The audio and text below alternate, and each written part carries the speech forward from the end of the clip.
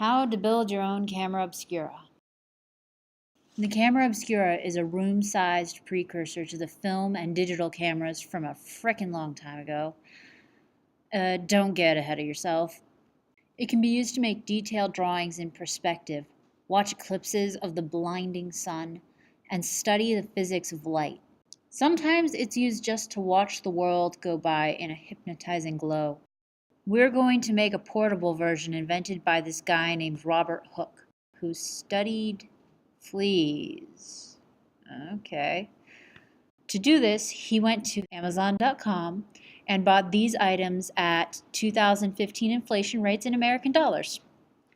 Black foam core. Black is the color to use because it absorbs the most light and will lessen the visual noise when using your Camera Obscura. Black gaffer's tape, not duct tape. Yeah, it's cheaper, but it doesn't do nearly as well at the task of blocking light.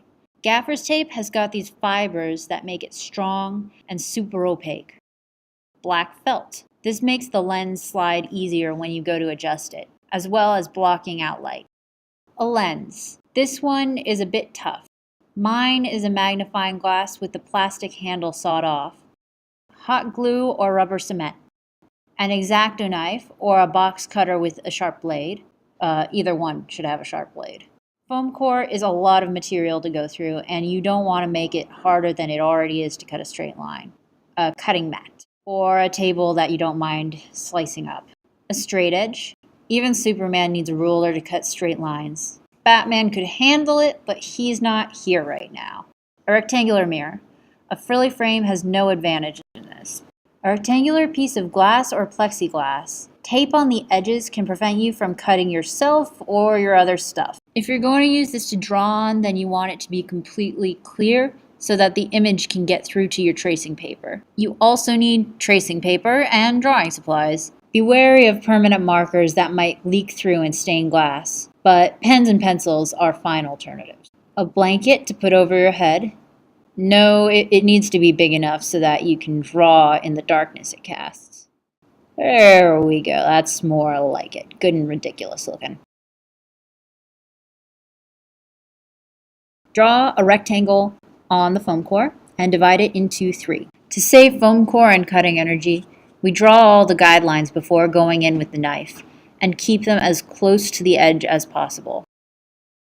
One of these 3 rectangles will be the bottom panel, and it's perfectly measured already. Another will be the top panel. We need to cut it a bit so that the glass has a place to sit later and you can actually draw on it instead of just staring at a black piece of foam core. And the 3rd rectangle will be the sides. All we have to do here is cut it in half long way. Unfortunately, the next 2 rectangles don't fit into our big rectangle the nice even way that the rest of it does. We're going to need to measure and then cut them out separately. You'll need 4 2-inch long pieces of foam core that are going to go around the front piece like a box. Now cut a hole for the lens to go in the front piece. It doesn't have to be perfectly circular, but you might want to practice cutting circles in some of the remainder pieces of foam core before you go into the final thing. Now tape the 2-inch long pieces against the front panel, making a shallow box. If your lens does not fit as well as this one, don't worry, just put some foam core scraps or some tape or both around it. Just make sure it's secure. You don't want it falling in on your glass and your mirror and your nicely constructed box. Tape one side panel and the back panel together, making sure that the back panel is on the inside of the sidewall. This is important to make sure that things actually fit.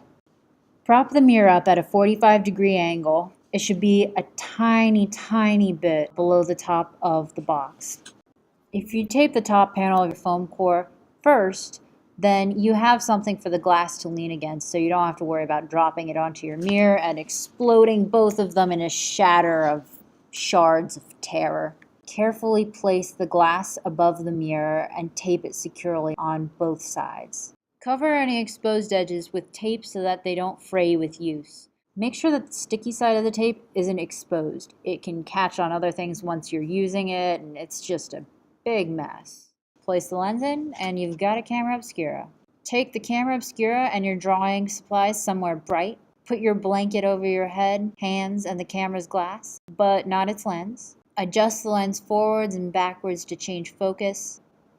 Now draw. Have fun. Oh, I get it. I get it. This better be a frickin' masterpiece.